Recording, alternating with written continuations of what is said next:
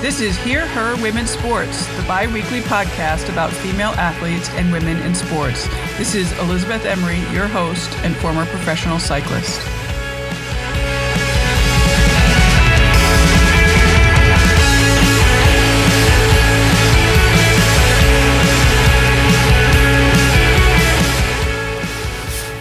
Here we go. It's the first episode of Hear Her Sports.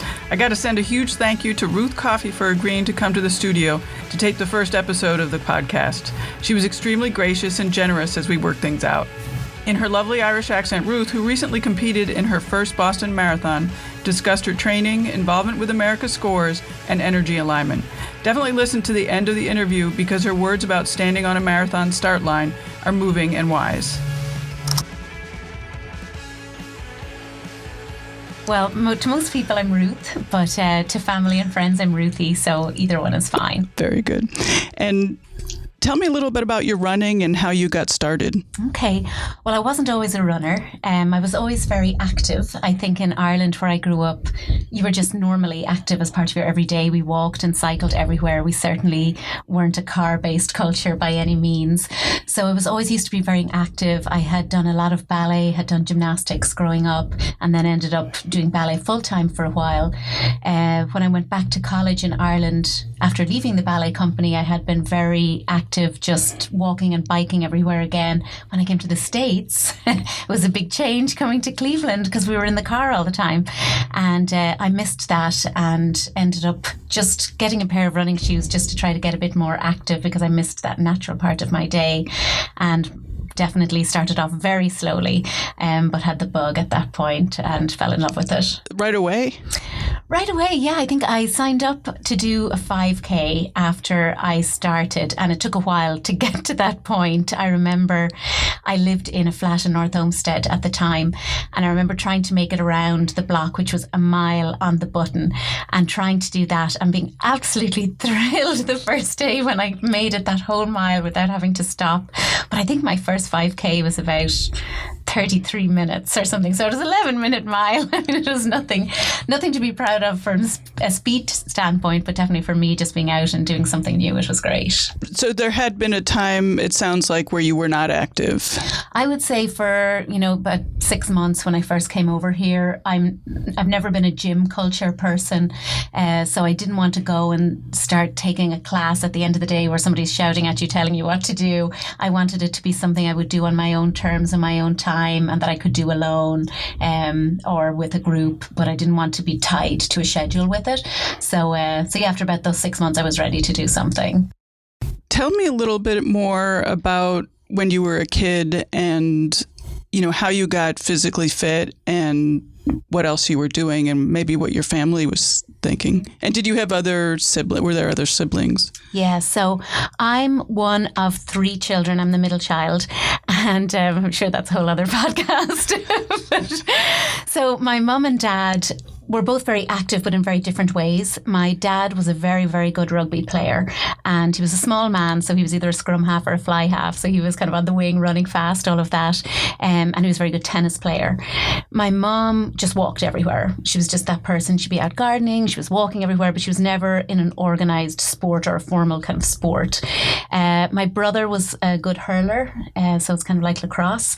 And what's hurling? Hurling is, we say it's like a cross between lacrosse, hockey and murder because you're on a pitch and it's very fast and very strategic, but you have a hurl, which is like a kind of a cross between a stick and a bat, and then a ball that looks like a softball, but the stitching's on the outside. It's called a schlitzer. It's very fast. So he was sporty as well. My younger sister, not sporty at all. She was a musician. So, yeah. But we walked everywhere. I mean, that was the way we were. My mum didn't learn to drive until she was well into her 30s. And we walked everywhere. That was just, you really didn't build exercise into your day. It was just how it was. You got a lot of hills there too. Exactly, yeah. So we did a lot of that. But we had through school, we had gymnastics were introduced when we were young, and we had a ballet school in the town, very small, and so we did that. Did you have gymnastics every day at school, or was it like once a week? It was once a week, and then there was a school that opened up outside of our regular what you would call elementary school here. And so we started to go to that as well. And then the ballet was on Saturdays. So, yeah. And then you became a professional ballet dancer. I did. Yeah, I ended up loving the ballet, and my teacher was very supportive. And once I had gone as high as I could with the exams in Wexford, I started to go to Dublin on the weekends to get the teaching there. So it was great. That's really, and you performed and traveled with them? Yeah, so it was marvellous, yeah. What was your favorite place to go? Oh, I mean, being in London, I think is such a heart of the Royal Academy of Dance, right. Royal Ballet School and all of that. So that was truly special. Do you train alone or with a group? So I always train alone, and I've questioned that a lot. And I know here in Cleveland, we're so lucky with the Second Soul running shop, and they have an amazing running group, and there are other groups around, the Fleet Feet sporting store, the vertical running group. There's a lot of them. But for me, I found just schedule wise with work, I've always worked a little bit further outside of town. I've worked for manufacturers, and they tend to be not located in the city. And I kind of assumed for a while that was why I didn't run with the group. But I think as I know myself better as I get older, I kind of like being able to just go when I want, run the pace that I want, if I want to push it one day, if I want to be alone one day. I work in HR, so I'm with people a lot. And I kind of love that alone time. It's very almost meditative to be by myself. Now, for my most recent training cycle, I did do an online training program, which was great because you got the schedule to follow. And I definitely think they knew a lot about the science of training for running. So it helped me train without getting injured, which was new for me. But I liked the support of the online community without having to schedule my runs to meet those people. Without actually having to talk to anybody. That's so true. This is a really hard question for me, and I've asked it now twice to other people, other athletes that I've spoken to, and I think I'm asking it wrong. So I'm going to ask it as best as I can, but I want you to sort of maybe help me ask the great question. And part of the reason I think I'm asking it wrong is I'm reading a book by here I have it written down, Haruki Murakami. Have you read his book about running? It's a memoir. I haven't, and I've read some of his other books, but I haven't read that one. I'm only halfway through, but it's absolutely fantastic. But one of the things that he says is every time I tell people that I run, they ask me this question, which is a question I've been asking, which is, what do you think about when you run? And when I'm asking that question, I don't mean think like, oh, I'm thinking about my shopping list. It's sort of like, you're out there by yourself for so long. Like what's happening in your mind, and how is that relationship to what's happening in your body? And he has just a beautiful description of that in his book. No pressure, though, right? I think when I first started running,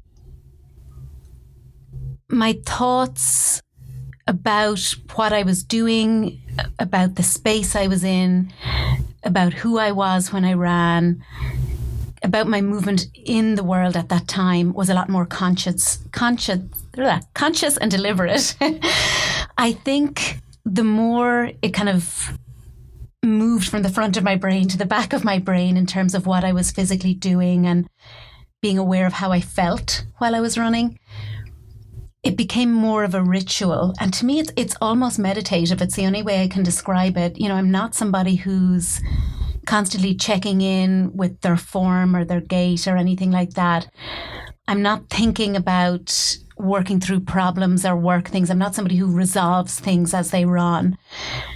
It's more like, I don't know if you've ever played the piano or you've danced or anything like that, but you go to a different place where you're not existing on that level of the physical almost, and it's happening, and you don't have to think about it. You're just part of it.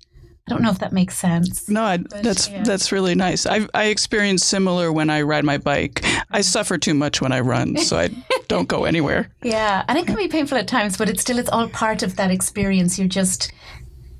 I guess your body and your mind both know what to expect with it, and so you just have to be. Yeah. Do you miss that when you don't run? Definitely. Yeah. I mean, when I'm injured, you're prevented from that, and it's not an escape because you're not leaving anything, but just that form of catharsis, I guess. When you're actually running, I mean, to me, it's just such a time to just feel grateful for your body, and that I'm so lucky to be able to run. I always think of that, particularly having worked at Med Device, where my focus every day was with people who were either losing mobility or already didn't have mobility or had challenges. So I think it is always in the front of my mind. I'm just so grateful to be able to do this. And then just to be out with nature and feel like all these things are going on around you, like you're seeing birds, you're seeing the seasons change, you're feeling the different temperatures, you can feel the air in your lungs differently. It's just a great feeling of, your body's moving as though it's part of all of this. It's just a feeling of, being part of something bigger than you. So with your training this time, with the regimented and somebody telling you what to do, in the past, you've just decided yourself?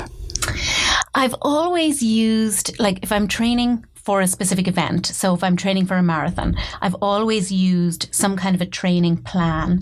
But the previous ones I've used were more numbers based. So this day of the week you run this many miles, this day of the week you run this many miles, and by the end of this 12-week training cycle, you should be ready to do it for 26.2 miles. This running group that I run with now, it's through a group called Runners Connect. And Jeff Gaudet and Sarah Crouch and some of the people who run that site. Jeff doesn't run professionally anymore, but Sarah Crouch does. In fact, in 2016 in Boston, she was the second American woman to finish. And then they've other coaches on there that are varying in their level of running experience and expertise, I guess. But they focus very much on everything, the whole physiology, the nutrition, the strengthening, the whole thing. So I learned from their program, doing just the numbers-based plan meant I went out and did all my runs at the same pace and the same effort level. And the faster I went, the better I was training. So inevitably, I got injured so frequently. And as soon as I would be recovered, go right back out and do it again. They really used a lot of science about the slow, long run and really pulling back, a minute to a minute and a half per mile slower, which is very difficult when you're trying to fit it in at the end of your day and you're not convinced that there's any benefit to it. But they used a lot of examples with people like Meb and other expert runners who talk about their volume of slow running in their overall weekly runs and the benefits just from a muscular skeletal perspective, and then you build your speed separately. So for the first time I started doing tempo runs and interval runs, and I didn't even know I was doing them. It's just they told me do this 6-mile run and do these 2 at a warm-up pace, which is this, do these 2 at a push, which is this, these 2 at a really big push, which is this, and then a mile cool down. And it was only afterwards I thought, oh, that's what an interval is or whatever, so right. It wasn't difficult to do that. And then the community that they had on there, you would log your run and other people would come in and say, oh, I found that one hard, I found this helps. And so again, without having to meet those people or run with them and schedule to be someplace at a time to meet them, I was getting a benefit of their experience, people at a similar level to me. So that's really great. And did you talk personally, emails or whatever with the coaches? Was it specific for you? Definitely was custom for me. They asked at the beginning, how many miles per week you were running at that point in time, what your current long run was, what your goal pace was, or your goal race was, I should say, and then what your pace was in the most recent one of that distance or something close to that, injuries you'd had prior to that. So they really built the whole schedule around you and what you needed.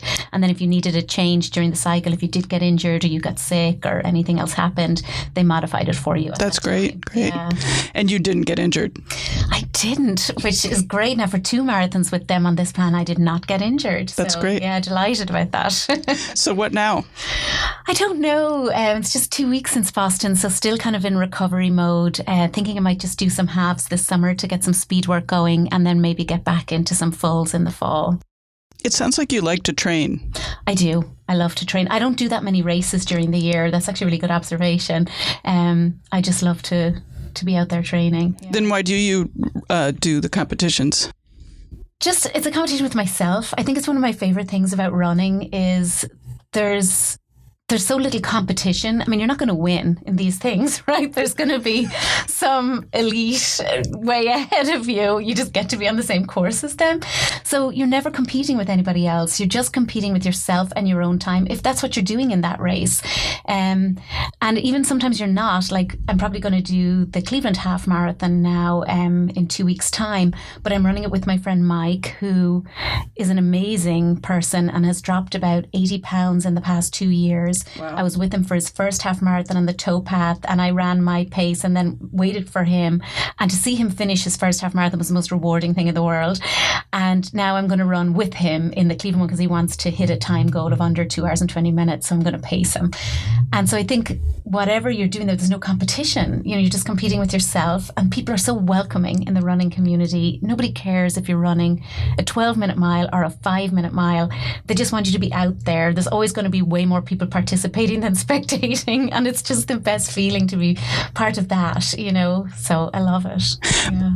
But explain to me, I mean, you could just get up and go whenever you wanted and not worry about the schedule and not pay the $50 or whatever it is and go on your own. So what's the draw of doing the competition? I like to have a goal. I like to feel like, okay, my last marathon was this time, you know, can I do better in this one? And I like seeing that as you have your training plan, and like your initial speed work might call for a certain amount of intervals, 800-meter intervals, this many at this speed. And the first time you do it, you can't hold out and you're just out of breath and you're frustrated with yourself and you don't want to train anymore. And then a few weeks later, you look at how you did it and you had to really, really push, but you did it. And then towards the end of the training cycle, a few weeks later, you know you can do it, you know, and those kind of achievements and goals make you feel good, like you're achieving something. Maybe I'm trying to fight aging too. I don't know. It's not intentional, but maybe there's some of that there. So, yeah. And I discovered that you do American Scores. Yep. Can you tell us a little bit about that? Yeah, so America Scores is an after-school programming organization. It's a national presence, but we have a Cleveland office that has been in effect for 30 years. And we do after-school programming in now 10 municipal Cleveland schools. And we do the lure of soccer in the summer to get the kids in. And we do leagues between the various schools and transport the kids to get there and provide them with their uniforms and coaching and all of that. And then in the non-good weather months, we do creative writing with them and poetry and try to help them express themselves and learn how to talk about what they're thinking about and find positive ways to communicate with one another. So that's And are you involved on a daily basis with that or a weekly basis? I'm the board chair, so I would say weekly definitely. And then it's a very hands-on board. So yeah, there's not a week goes by when there's not something we're doing with America Scores. It's both women or girls and boys that get involved? Girls and boys. And do you see any difference between what happens with the girls and the boys, you know, being involved with the poetry and with the soccer? That's a great question because, yeah, I think when they're younger, the boys are less inhibited and they'll say more things and they'll be a little more forthcoming with their words and all of that. As they get older, it shifts and the girls become a little more introspective and want to write about things, and the boys become less into expressing things. So yeah, they still all love the soccer the whole way through, but yeah. Well, that's good. In the that's writing, good. It's different. Yeah.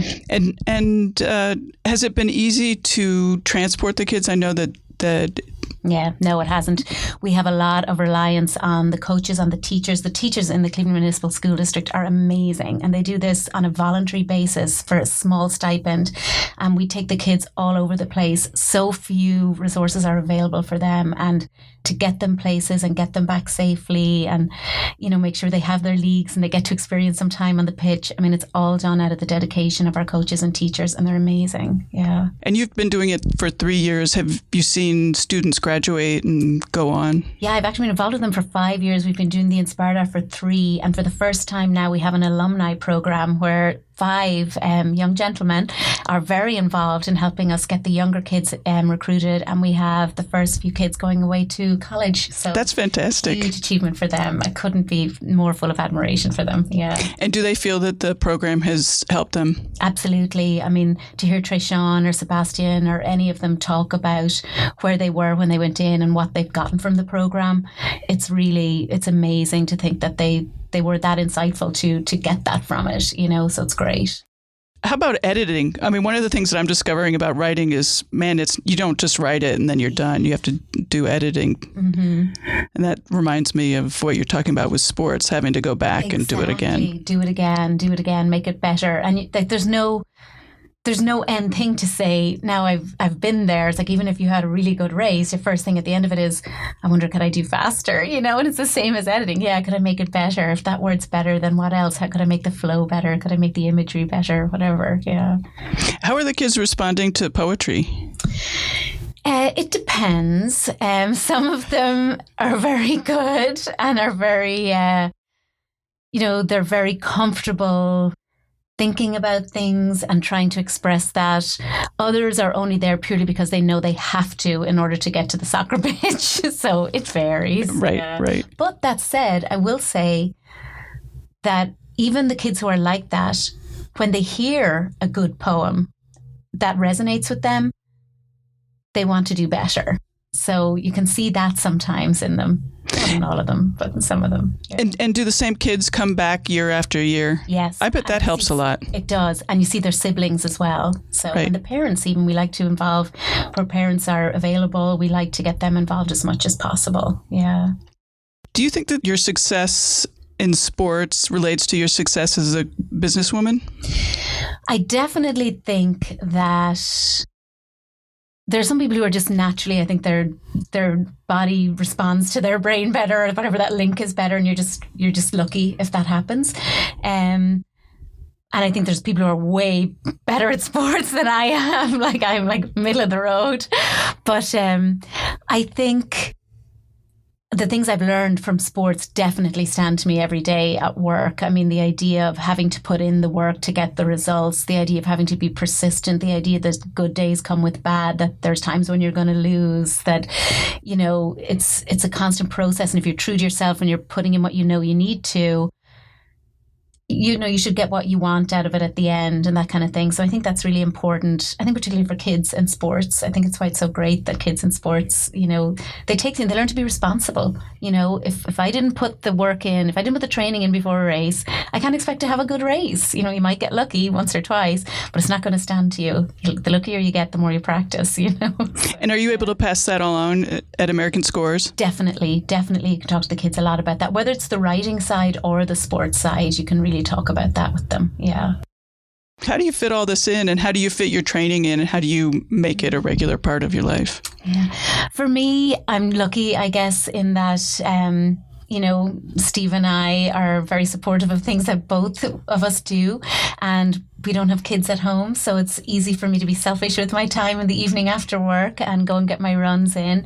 And on a Saturday morning for my long run, I just get up and go early. So for us, it doesn't impact our lives hugely, except during the week I probably don't cook dinner as much as I used to. So I know that that's tough for him, but he's supportive.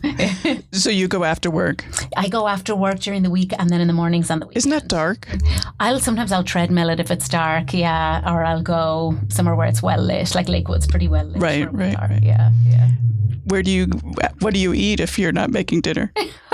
I'll just cook extra on the weekends, and we'll have stuff there. Oh, okay. It's not just like something fresh coming out of the oven when he comes home, like a 1950s housewife, And you also mentioned that the program that you're on talks about nutrition. Yeah. Have you learned anything in this new program? Definitely, about fueling during races, for sure. I was always really bad at doing that, and always bonked at like mile 21 in the marathon and all of that. So definitely goos and the right amount of carbs beforehand, not just carb loading 2 days before. Right. They're good about that, and not overhydrating and those types of things. They're pretty smart. What's overhydrating? So some of the problem they said now with people drinking these huge things of water all the time, every day, that we don't actually need that much. And people are drinking so much water in the week before a race that they're actually depleting their salt and potassium levels. Oh, because it goes right out. They start the race, they're depleted in that. And then as you sweat, particularly if it's a hot day and you're running, you're going to really get in trouble much earlier in the race, because you're going to take in water and a little bit of Gatorade maybe during the race, but it's not going to be enough because you've been depleting yourself all week. Right. Yeah. So what are you eating during the race or drinking? So before the race, like before a marathon, usually that morning when I get up, I'll eat a bagel. And then during the race, I'll have a goo at mile 7, mile 14 and mile 21. Okay. And then always if I'm taking a goo, I'll take some water at the water stop after that. And then like every 3 or 4 miles, I'll stop at the water stop and get a little mix of Gatorade and water, just a mouthful. So, yeah. And are you taking the goos or they have those? I take them with me. Yeah. Where do you put them? I usually give them out, but I like to have my own that I'm comfortable with, that my stomach's used to. So I always wear shorts with a zipper. So I put 2 of the goos in there. And so it's so weird that you asked me that this time. Usually I carry the third one in my hand. And you're warned again and again by everybody who runs, don't change anything on race day. What did I do before Boston this year? Was carrying the goo in my hand, and somebody next to me in the corral said, why are you carrying that in your hand? You could just put it in your sports bra. So I did. And then it slowly carved its way into my right boob during the first 7 miles. By the time I took it out, I was like, ow! Because I didn't even notice it. Sure, I was of so excited course. about the beginning of the race. But such a stupid thing to do. So usually I put 2 in my shorts pockets and 1 in my hand. Right. So, and now you will do that in the future. Definitely will do that in the future. So stupid. With the training, do you do cross-training, weightlifting or yoga or anything like that? I should do more of that, but I don't do a whole lot of it. I find timing-wise, just with the way I am at work and stuff, I tend to work long days. Trying to fit in like a 9-mile run in the evening on a Monday and then speed work on a Tuesday. It's like, unless I had nothing else to do, I definitely do core strengthening and stuff like that because I've had so many different injuries over the years. I'm 45 now, so, they add up. But so I definitely will always do certain stretching and core work after every run I do, foam rolling, all that stuff. That's admirable. Oh, I need to, but I used to do a little more like upper body weights and stuff like that, and I don't fit that in anymore, and I probably would benefit if I did, but I have to balance, is it worth that or getting the miles in? And to me, it's worth getting the miles. Do you have any other little quirks that you could talk about? No, I mean, I definitely think, I like to get a new pair of shoes, but wear them for at least, I'll start like 3 weeks before the marathon wearing them so that they're broken in. But sure. I like to have a relatively new pair of shoes. I don't really have any other quirks, I think, during races. Do you listen to music beforehand or during or anything? No, and it's funny. I used to listen to music a lot when I was running. And then in Akron one year, it would have been 2013, I took off with this playlist. Again, don't do anything different the day of the race. But I took off with this playlist, and I really mean I took off with this playlist. I don't know what I had on it. I think the theme from the Bourne Ultimatum, that Extreme Ways movie. I love that song. Oh my God. I took off like a bullet from a gun. And of course, I haired my way through the first half of the marathon. And then by mile 15, I just realized I have been literally dancing to this music. And now I've got 12 more miles to go and I'm in trouble, or 13 more miles to go. So that wasn't good. So now what I do is I always have my headphones in from the beginning of the race. And I do make a playlist that I haven't listened to prior to the race, but with songs I know have a good bit of pep in them. And my intention, like in Cleveland last year at about mile 19 or 20, I turned it on. So I had that pep for the last few miles. It really did give me a work? boost. It did. I still felt like crap at the end of that marathon. But in Boston, I went to turn it on at mile 20, but the crowds were so loud, I couldn't even hear it. So it was fantastic. Wow. I it. Yeah. But I don't listen to music the whole time. Right. So why was Boston such a big goal for you? Boston is the pinnacle of running for distance runners. As soon as you say you do marathons to anybody else who runs, they'll ask you, have you ever done Boston? Now you can say yes. Yeah, I know. So lucky. I think it's because you have to qualify for it. Pretty much any other race, you can either get in on a lottery or just register for. Boston's the only one where you have to qualify and hit those times. And I think a lot about the fact that the times are more aggressive for men than they are for women. But I do think if you look at the winning times for men and women, there is just a physical difference in how fast you can run a marathon. So I guess I feel guilty for a minute and then I just want to be there. So I'll take whatever qualifying time. And I've been lucky. I've been well within the qualifying time. So I feel like I would have gotten in as a younger racer. So, right. Yeah. Do you think that the women will ever race at the same speed, same pace? It's so interesting because Steve and I have been talking a lot about transgender issues and how is that going to impact sports. And I think that that's going to raise a whole host of interesting questions now of how are we going to classify, there's typically just male and female sports. So if you have, either male or female transgender, how are we going to categorize what grouping someone should be in so they're individually competing against people at their own challenge level? And I think that's going to be really interesting to see in lots of areas of sport. I don't know if women would ever be able to run the marathon as fast as men, maybe, but I think right now there's just physical, muscular, skeletal differences that equipment and training gear and everything can't compensate for right now. So I think we're a while away from anything like that, truthfully. Yep. And let's see, what else? Any thoughts that you have? I guess, I don't know, I guess the one thing that always shocks me in marathons is when I just think of the difference of natural physical ability going into it and the importance of mindset and that going in. I'm always shocked that at mile 18 of a marathon, even if it's, like the last two I've done, which would have been Boston and then Cleveland last year where I qualified, I trained hard for those. I mean, I really did. And there's always some guy at mile 18 who's in black socks and an AC/DC t-shirt who just runs by you and you're just going, how did he get here? I mean, it's just amazing that these people line up at the beginning of a marathon and some of them look like they've never run a day in their life and they're just amazing runners. Mm-hmm. So that to me is always fascinating. I think the other thing I love about marathons is when you line up at that start line, and I'll get emotional now even talking about it, there's no one who goes through training for a marathon that hasn't gone through some kind of change during it, a life change, an expectation of themselves change, a loss of something either related to running or not. Just everybody's gone through something because it's always at least a 12-week training period. And everybody has a story at that start line. And the start line that's the end. Like the start is the beginning of the end of that cycle. And I just always look around at the start line. It always chokes me up. It's like everybody is here and they've overcome something or they've learned something. They're changed in some way to be here. That's powerful, and they're going to muscle through something that no one finds easy. And we're all here just to do it. And it's amazing. It always moves me every time. The finish line for me is part of it, but the start line is where it really gets me. Yeah. Wow, I had never thought about it. May I ask you what your change was? For me, Boston was amazing for me in that my mum died on March 22nd, and it was very unexpected. So we went home to Ireland. I'm so sorry. Thanks. Yeah.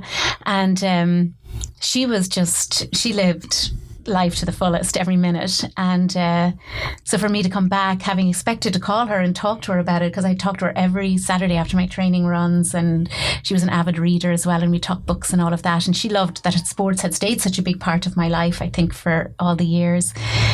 And to run that and kind of feel like I felt like her and my dad were in my head, just my dad kind of focusing on the physical part of running and my mother saying, like, don't miss anything, observe it all, take it all in. And so to run by the girls at Wesley at the halfway mark and read all the signs and all of that, take in all the cheering in Boston. And it was amazing to run and feel they were both with me. But then I felt I had such a deadline in my head of April 18th that after the race I felt like really the grief crashed in, but yeah, that was my big change. So, that's a big change. Yeah. Well, that's nice that they'll be related to running. Yeah, definitely. It was really special too. It made it a really meaningful run, and to run with a purpose like that was really in my heart as I did it. I wanted to make them proud. That's nice. Yeah. That's nice. Do you have any training secrets? The one thing that I would say this time that I learned about that I never did before was I went for an injury to acupuncture, and I had never done acupuncture before. So I believed in it so much, it helped my injury so much, that I went after the funeral in Ireland, my mum's funeral. I went again to get my energy aligned before the marathon, and I never would have done something like that before. I mean, I'm such a pragmatic kind of scientific person that if somebody had told me I would go to acupuncture to get my energy aligned before a run, I mean, I never would have thought it would. Did it help? totally helped. No way. Absolutely helped. Yeah. Sure, there's some placebo effect. Maybe. I don't know. Maybe it really did. I don't know how it works. Oh my God, that's fantastic. So that's my quirk. That's your quirk. Oh, that's a good one. Well, thanks very much for talking. Oh, thanks so much, Elizabeth, and good luck with the project. Thank you. So you're getting crazy answers from people for things. Thank you, Gold Mines, for the use of the song Incomparable from their recent album, Gold Mines. Find a link to their site at hearhersports.com. Support the female athletes you know. Ask for better media coverage of women's sports in your local paper. Support this podcast by visiting our website, hearhersports.com, and by subscribing to the podcast on iTunes. Soon we'll be offering incredibly cute Hear Her notebooks designed by the wonderful Agnes Studio. Thanks to Ruth again, and to Patty Jerka of Leap.